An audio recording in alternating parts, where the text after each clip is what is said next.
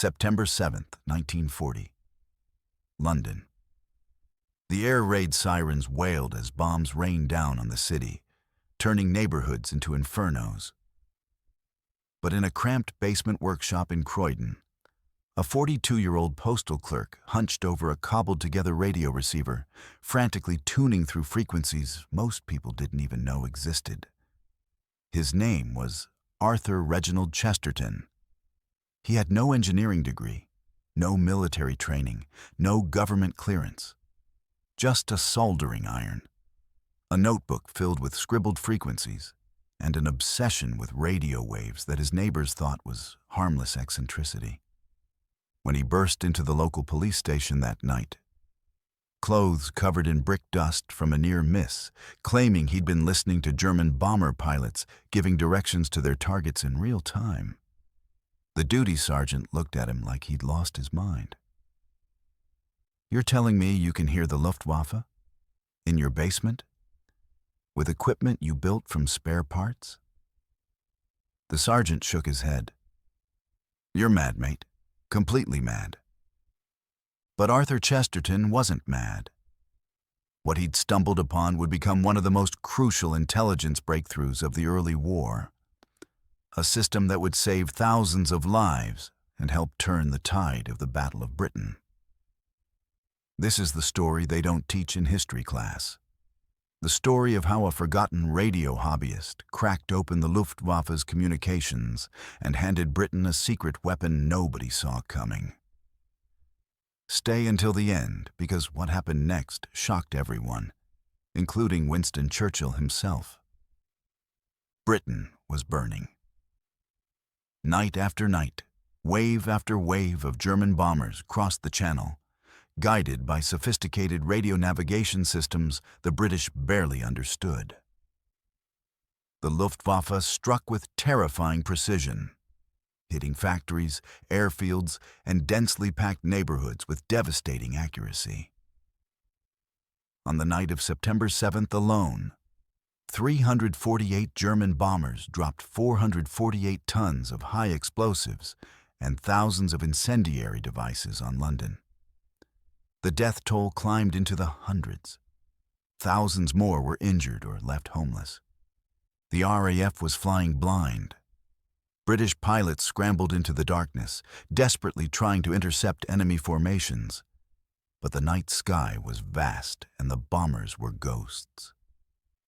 Ground-based radar could track incoming raids, but it couldn't predict targets or intercept the precise coordination happening between German aircraft.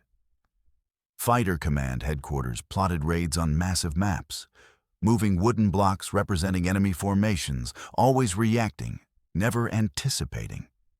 By the time Hurricanes and Spitfires reached intercept positions, the bombers had often already released their payloads and turned for home.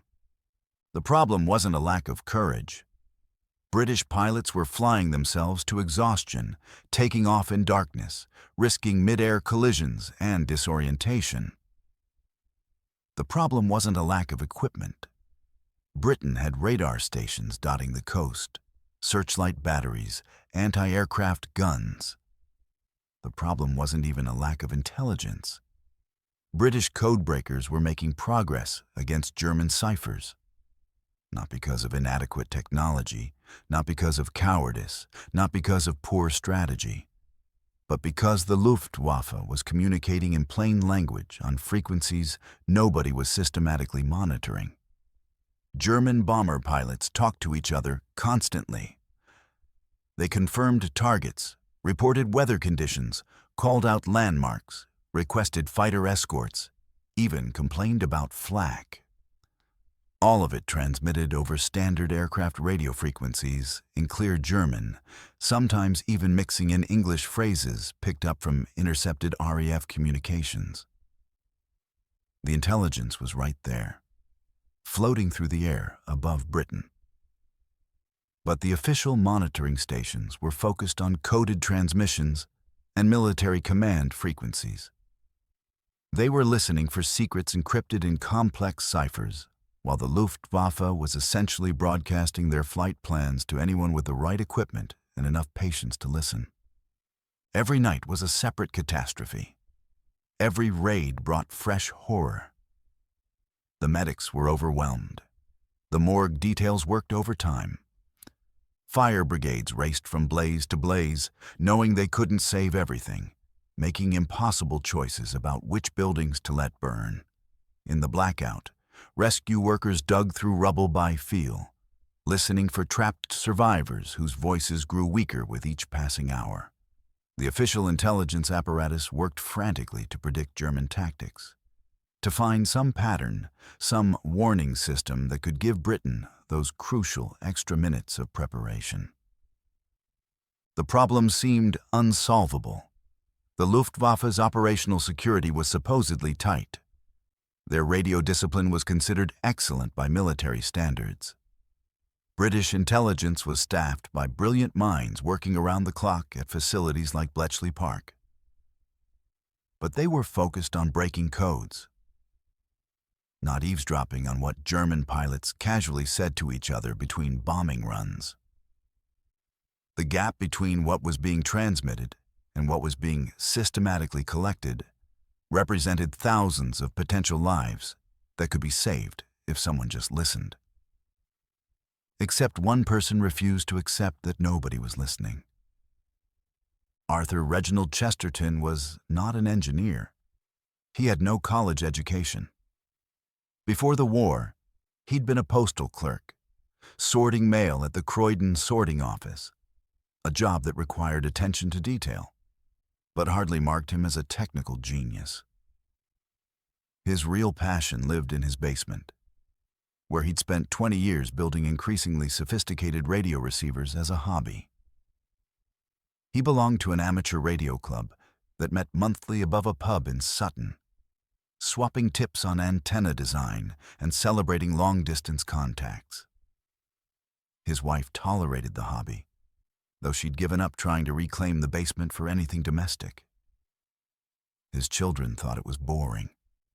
His co-workers at the post office considered it an odd but harmless eccentricity, like collecting stamps or building model ships.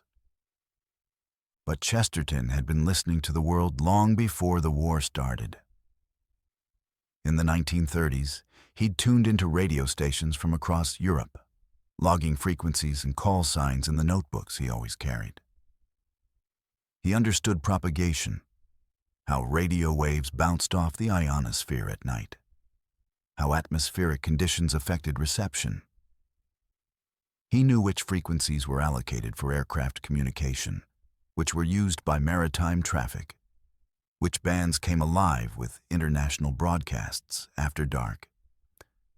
He'd built his receivers from scratch, winding coils by hand, experimenting with different antenna configurations, learning through trial and error what worked. When war broke out, Chesterton tried to enlist. He was 41, slightly built, with glasses and thinning hair. The recruiting officer thanked him for his patriotism and suggested he continue his essential work at the post office. Stung by the rejection, Chesterton returned to his basement, listening more intently than ever. He tuned through the aircraft frequencies, hearing the growing traffic as the RAF mobilized. And then, one night in late August 1940, he heard something that made his blood run cold. German voices, clear as day. A pilot was reporting his position, describing the landmarks he could see below, receiving acknowledgement from what sounded like a formation leader. Chesterton's German was rusty, learned from a teach-yourself book years ago when he'd wanted to communicate with German amateur radio operators. But he understood enough.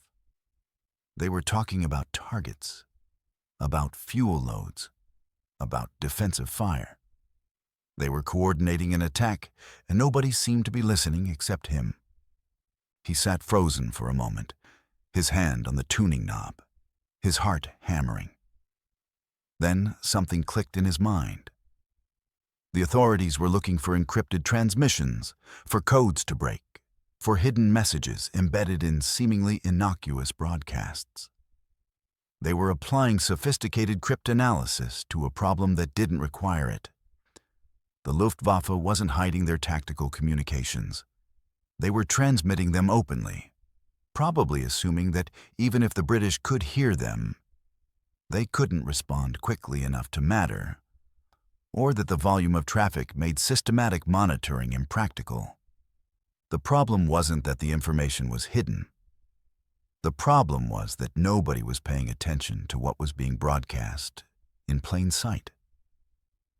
Chesterton grabbed his notebook and started writing. He logged the frequency, the time, fragments of what he'd heard translated into rough English. Over the next week, he listened every night, mapping out patterns. He discovered that German formations used predictable communication protocols. Formation leaders checked in with their squadrons. Navigators called out waypoints. Pilots confirmed visual contact with targets. There was a rhythm to it, a structure that became recognizable once you listened long enough. His hands trembled as he wrote, partly from excitement, partly from the air raid happening overhead. Bombs were falling within a mile of his house. The windows rattled in their frames. Plaster dust drifted down from the ceiling. But Chesterton kept listening, kept writing, kept translating. He was hearing the attack unfold from the German perspective, listening to pilots discuss the very bombs that were destroying his city. And the helplessness of it drove him to the edge of desperation. He had to tell someone. But who would believe a postal clerk with a basement hobby? On the night of September 7th, after that frantic visit to the police station where the duty sergeant dismissed him, Chesterton refused to give up. He went home, typed up a detailed report on his wife's typewriter, included samples of the transmissions he'd logged with frequencies and timestamps, and drafted a letter. Not to the police, not to the local Home Guard. He wrote directly to the Air Ministry, addressing it to whom it may concern, because he had no idea who actually handled this sort of information. The letter disappeared into the bureaucratic machinery of wartime London. Chesterton heard nothing. Days passed. More raids came. He kept listening, kept logging, his notebook filling with intercepted coordinates and target descriptions, all arriving too late to matter because he had no way to pass the intelligence along in real time. The frustration gnawed at him. He was hearing the enemy's plans and watching them succeed anyway. Then, 3 weeks later, 2 men in civilian clothes appeared at his door. They showed credentials identifying them as representatives of air intelligence. They wanted to see his equipment. They wanted to see his notebooks. The taller one, who introduced himself only as Fletcher, asked Chesterton to demonstrate what he'd been doing. So Chesterton took them down to the basement, turned on his receivers, and tuned through the frequencies. Within minutes, they were listening to German voices discussing formation positions over the channel. Fletcher and his colleague exchanged glances. The breakthrough had arrived. What happened next would change everything. The initial skepticism was fierce. At Air Intelligence headquarters, senior officers looked at Chesterton's cobbled-together equipment and hand-logged transcripts with undisguised doubt. One squadron leader, whose name Chesterton never learned, called the whole thing amateur hour and questioned whether the transmissions were even authentic. How do we know this isn't propaganda, disinformation? The Germans could be feeding us false information deliberately. But Fletcher pushed back. He arranged for Chesterton to be temporarily seconded to Air Intelligence as a civilian consultant, a polite fiction that gave him access to better equipment while keeping him outside the formal military structure. They moved him from his basement to a small office in an auxiliary listening station in Kent, gave him military-grade receivers, and assigned him a translator, a young Oxford graduate named William Pemberton, who'd studied medieval German poetry and now found himself translating Luftwaffe tactical chatter instead. Chesterton and Pemberton worked 12-hour shifts, scanning frequencies, logging transmissions, building a comprehensive picture of German radio procedures. They discovered that different units had different communication patterns. Bomber formations were more talkative than fighter units. Pathfinder aircraft, which marked targets with incendiaries, transmitted more frequently during their approach runs. The duo developed a shorthand for rapid transcription, noting not just what was said, but tone of voice, signal strength, background noise that might indicate aircraft type. The prototype system was crude but effective. Chesterton identified the most commonly used frequencies and set up multiple receivers to monitor them simultaneously. When a formation was detected by coastal radar, his team would focus on those frequencies, listening for position reports and target confirmations. They created a direct phone line to fighter command operations, allowing near real-time intelligence to reach the people who could act on it. The test came on October 15, 1940. Coastal radar detected a large formation assembling over France. Chesterton's receivers picked up the chatter as German bombers formed up and began their approach. A navigator transmitted map coordinates. Pemberton translated rapidly. They were heading for aircraft factories in Bristol. The information went immediately to Fighter Command. Squadrons that would have been held in reserve scrambled early, positioned along the projected route. When the formation crossed the coast, they flew into a wall of Hurricanes and Spitfires already waiting at altitude. The results were devastating for the Luftwaffe. 18 bombers were shot down before reaching their target. The remaining aircraft scattered, many dumping their bombs randomly to gain speed and altitude. The factories suffered minimal damage. British casualties were light. Post-mission analysis showed that the advance warning had been the critical factor, allowing fighters to intercept with altitude advantage and position, turning what should have been another successful German raid into a costly defeat. It worked, and word spread quickly through the intelligence community. Within weeks, Chesterton's improvised listening operation was formalized into a network of monitoring stations along the coast, each staffed by radio operators trained to recognize German aviation frequencies and standard communication protocols.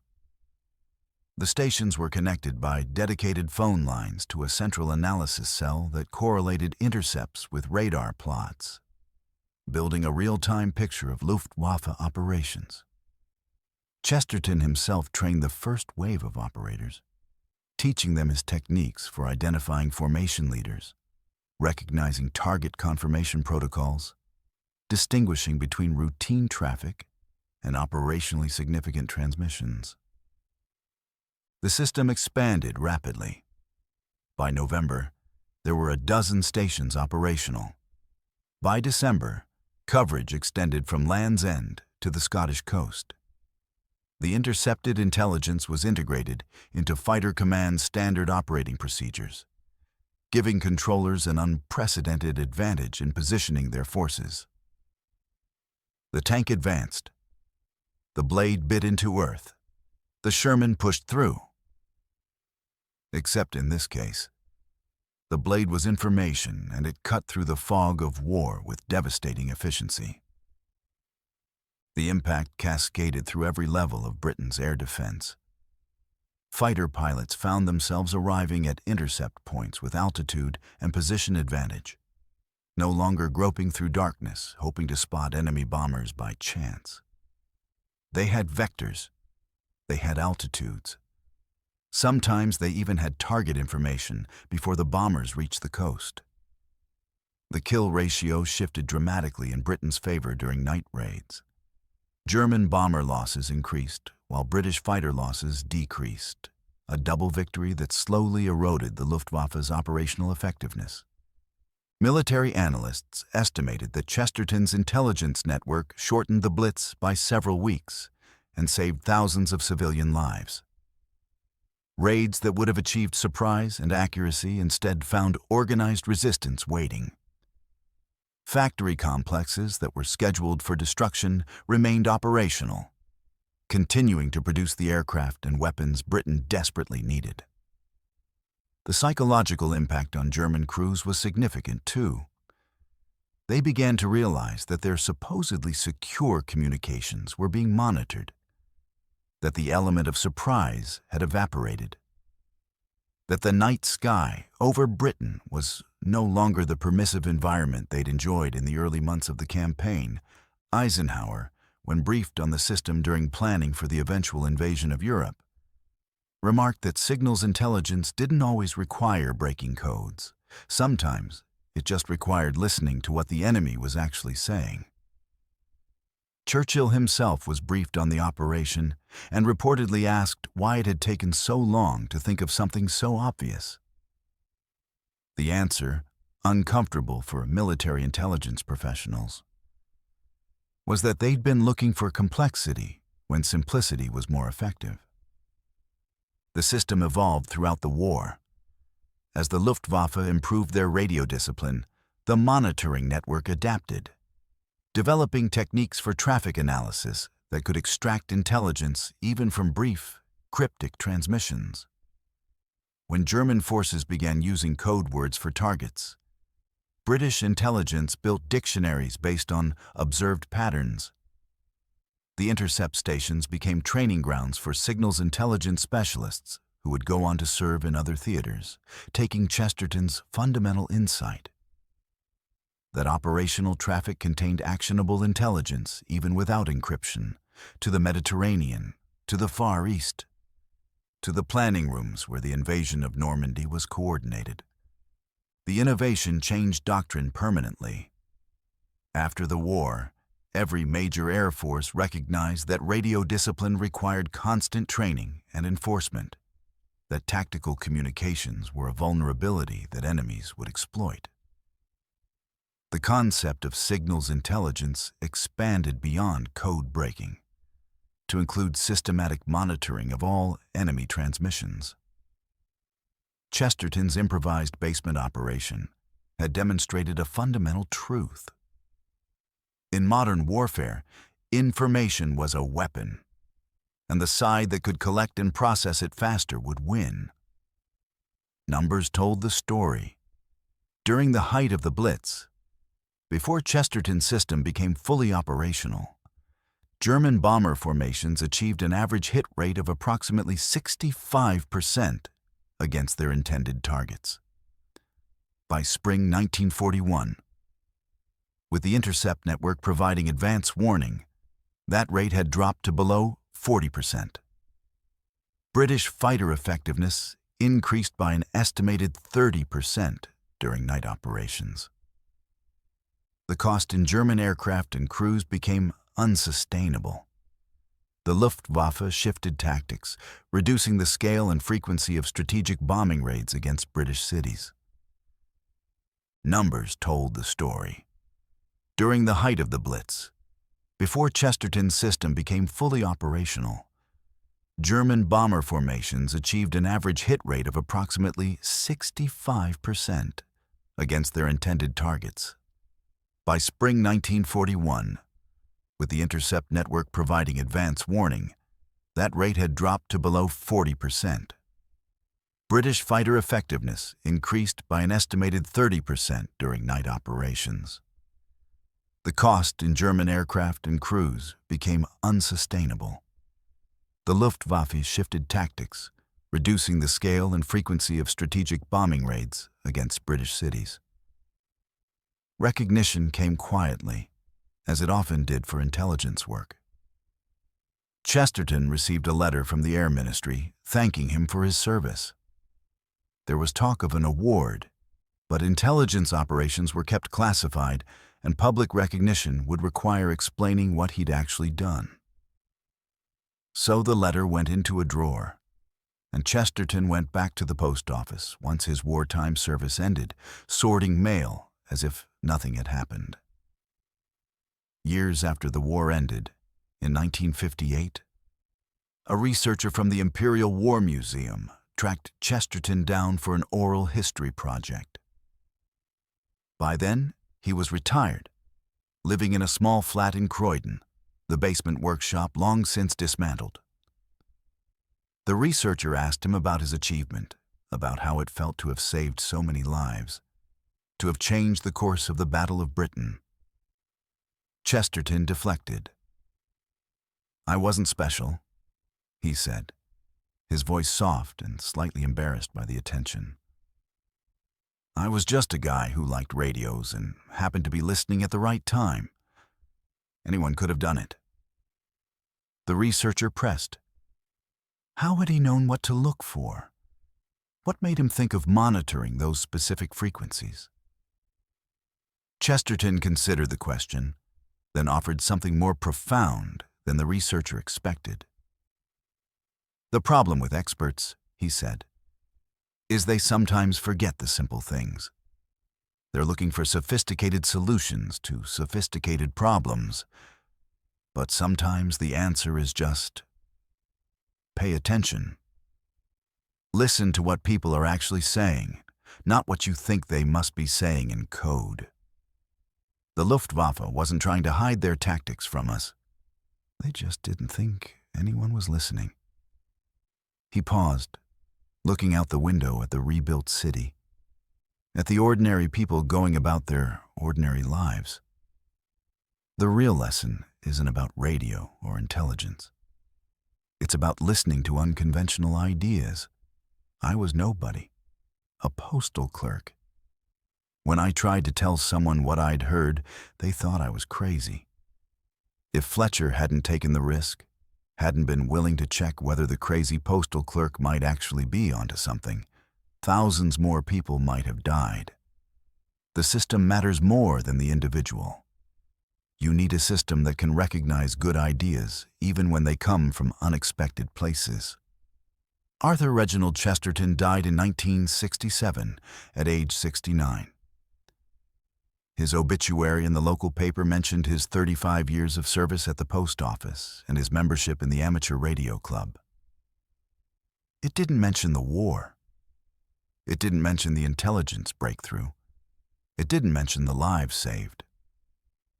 But there's a small exhibit now at the Imperial War Museum, tucked away in a section on signals intelligence.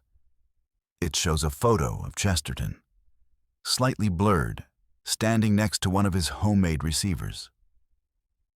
There's a reproduction of his first report to the Air Ministry, typed on onion skin paper with strike-throughs and corrections. There's a notebook, open to a page showing logged frequencies and rough German to English translations, the handwriting cramped and urgent.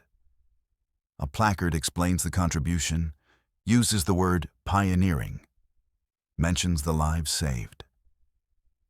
A German aviation historian, writing in the 1980s about Luftwaffe operations during the Blitz, noted that British air defenses demonstrated an inexplicable ability to anticipate our target selections and positioning. He attributed it to sophisticated radar systems and possible code breaking. He never considered that the British might simply have been listening to German pilots talking to each other. The genius, he wrote with unintended irony, was in exploiting vulnerabilities the Luftwaffe didn't know it had. Hitler's biggest secret wasn't a wonder weapon or a brilliant strategy. It was complacency. The assumption that the enemy wouldn't do something obvious because it seemed too simple to matter. And one forgotten postal clerk, hunched over a radio in a Croydon basement, exposed it. Not through sophisticated technology or brilliant cryptanalysis, but through something more fundamental. Paying attention to what was right there in front of him, floating through the air, waiting for someone to listen.